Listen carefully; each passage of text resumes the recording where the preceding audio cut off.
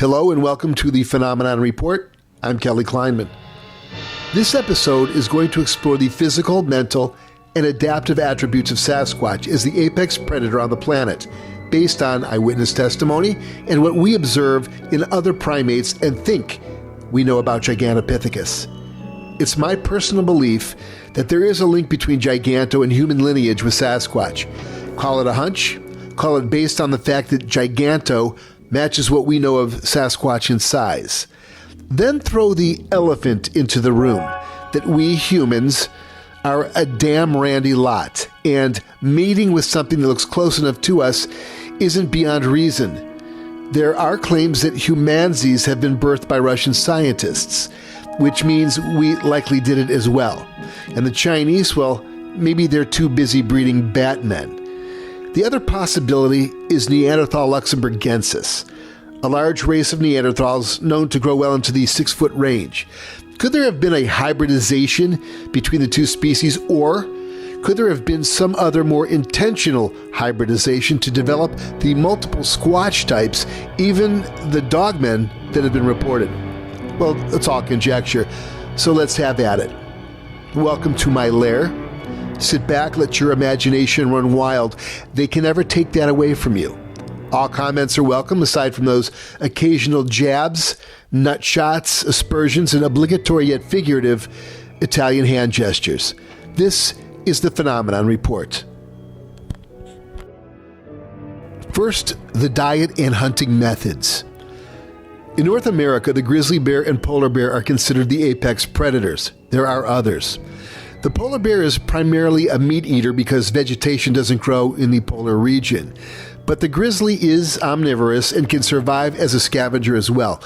It'll eat vegetation, nuts, berries, grasses, bugs, caribou, elk, and fish, primarily salmon and trout. Wolves and cougars are also apex predators. They're carnivores and hunt the same animals that grizzlies do. Cougar are stalkers and rely on stealth, speed, precision, and power to bring down game. The larger the game, the more power and the more danger involved in the takedown. Wolves rely on teamwork, stalking skills, intelligence, relentlessness, and sharp teeth to overwhelm their prey and generally cull the oldest, weakest, and injured. Bear, when out browsing, will scavenge and take down injured, old, or young animals as well. Since fish are their favorite food, patience is a virtue for them. Being big and powerful, they can steal any prey from any other predator, although wolves will give them quite a battle to retain feeding rights. And then there's Sasquatch. Anecdotal evidence suggests a wide variety of diet and hunting skills that involve all of the elements mentioned above regarding North America's largest known predators, plus one. Sasquatch has speed, power, intelligence of such a magnitude that it can probably visualize the outcome of a hunt, even strategize for it, and has been known to hunt in groups of 3 or more to triangulate in on its prey. Since it's a primate, it's omnivorous. Its palate likely includes berries, roots, tubers, some bugs, rodent. Large prey such as deer, caribou, elk, livestock, moose, even horses have been reported taken. Gigantopithecus was an omnivore as well. Sasquatch can also ambush like a cougar because of its uncanny sense of stealth. It can meld into the background like a chameleon and become virtually invisible. This capability is still being discussed as more sightings come in. The problem is we have no real idea how stealthy they can be because we can't find one to study. We do know that any successful predator has markings commensurate with the environment in which it lives, being able to blend in easily to avoid detection.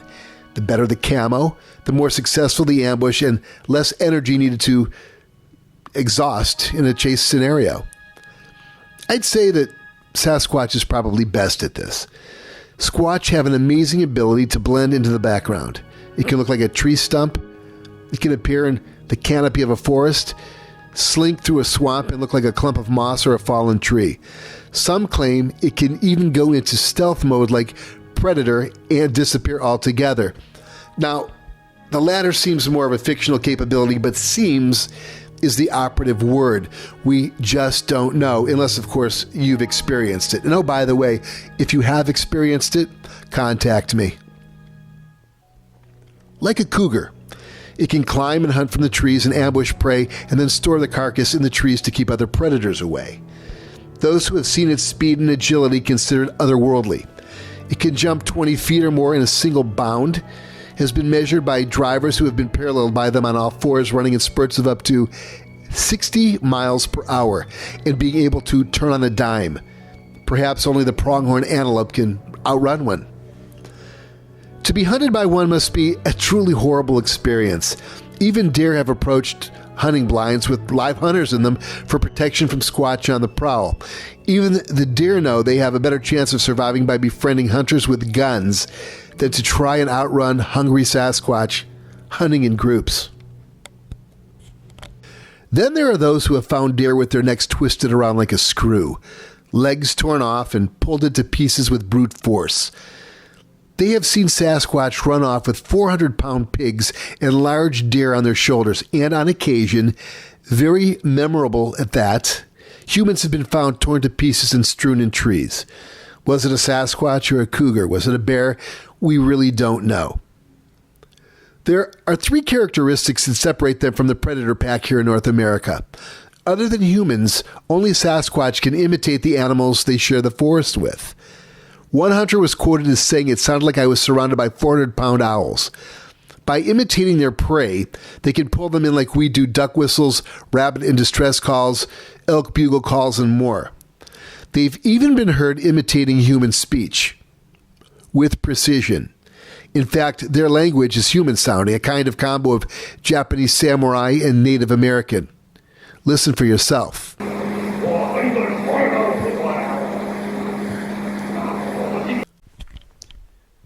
The second characteristic may be indicative of where these beings actually come from, or shall we just say species. Only the tiger and elephant are known to use infrasound in which to communicate. The elephant doesn't use it to hunt, but tigers do. Gigantopithecus was Asian in origin and shared the jungles with tigers of unimaginable ferocity and appetite. Being incredibly intelligent, Giganta, with an amazing range of vocal capabilities, may have adapted this tool for themselves to stun prey and reduce the energy and risk taken during a takedown. Infrasound is a sonic weapon we're just coming into familiarity with. Those who have witnessed a tiger's infrasound have this to say. It's like it's coming right through you. It feels like the sound is actually penetrating you. It's so forceful.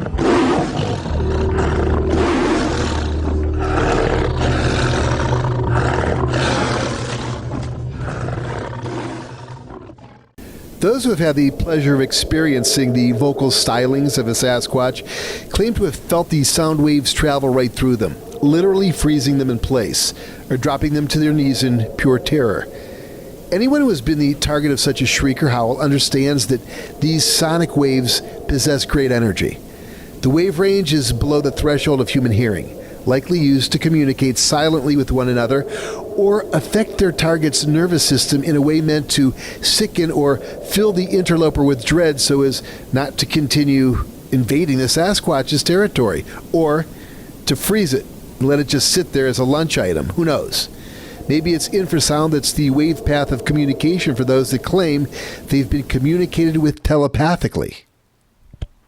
One such story was told to me by a Mammoth Mountain search and rescue professional who said he heard a Sasquatch in his backyard one night give a scream so powerful that it froze him for 10 minutes and made him super nauseous.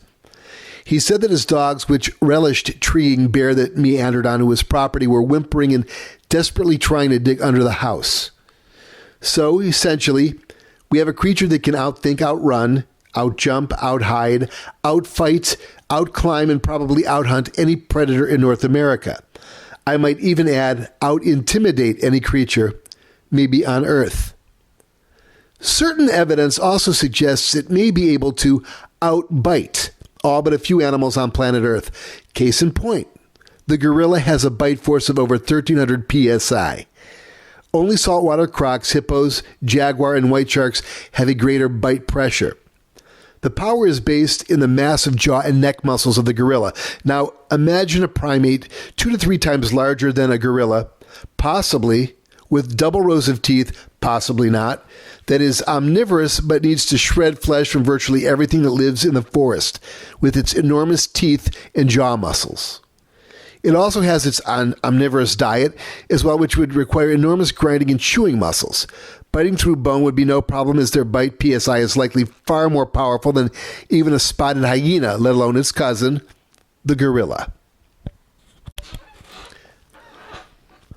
To disable large prey like wild pigs, deer, livestock, and other large mammals, Sasquatch have been known to simply break their necks with a snap or simple twist. But they've also been known to punch prey to death. Back fists and body shots followed by ripping appendages off its prey, or perhaps an annoying hunting dog, suggests to me this is not a creature you need to be pissing off. A gorilla's striking power is between 1,300 to 2,700 psi.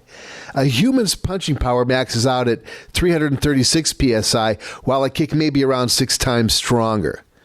With fists 4 times larger than any human hand, attached to a massive arm connected to bowling ball-like shoulders, what kind of punching power do Sasquatch have? With that said, aside from construction site damage where we're infringing on their territory, I've rarely heard of a Sasquatch punching through a door, the window of a car, or the siding of a mobile home, let alone a log cabin.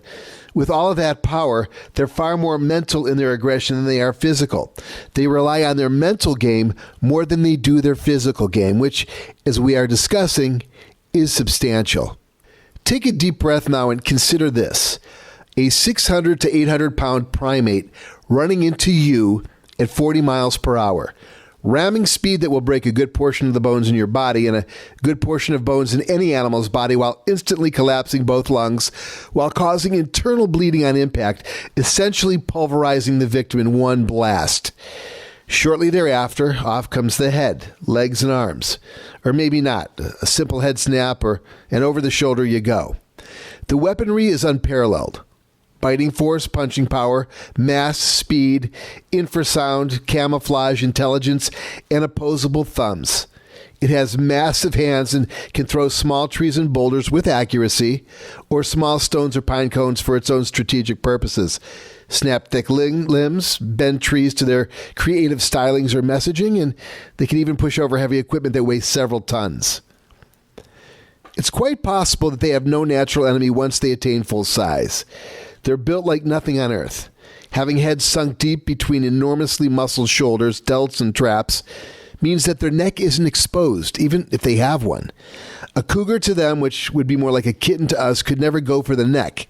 Wolves would be grabbed and thrown 100 feet after their necks have been snapped off or limbs torn to shreds.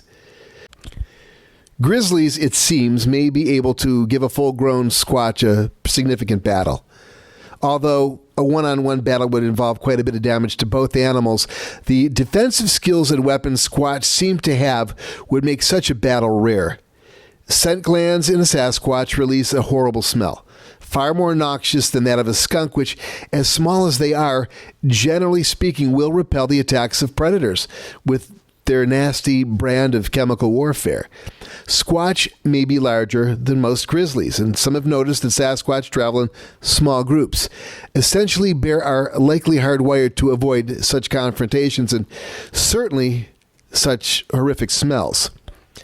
Which reminds me of a bizarre story regarding a Native American park ranger and his experience with what he thought was an illegal tree poacher and a mama grizz and her 2 cubs. The ranger was driving down the back roads on his appointed rounds. It was a heavily forested area, and he saw someone dragging a small tree across the road and into an arroyo. Suspecting the illegal cutting down of a tree or some other nefarious nonsense, the ranger exited his vehicle. He walked approximately 30 yards into the bush and heard a loud knocking. Straight ahead, he saw a 30-foot-long tree getting slammed into a much larger pine furiously. The ranger noticed movement to his right and saw 2 grizzly cubs. He immediately realized he was in deep shit because Mama Bear had to be nearby and he had no sidearm. His head swivels to the left and there she was, full-grown Mama, with her fur fully raised, not looking at him, rather staring in terror at whatever it was slamming 2 trees together. Slowly, the ranger backed off, got into his truck and left. To this day, he may be the only person ever to see a Squatch grizzly standoff and survive. He even told me that he's told few people about the encounter because he considers himself lucky to even be alive. Let be believed. Bigfoot just seems to have the entire package. From a defensive standpoint, what other than a high-caliber automatic weapon can inflict a fatal encounter with it? Perhaps a rattlesnake bite?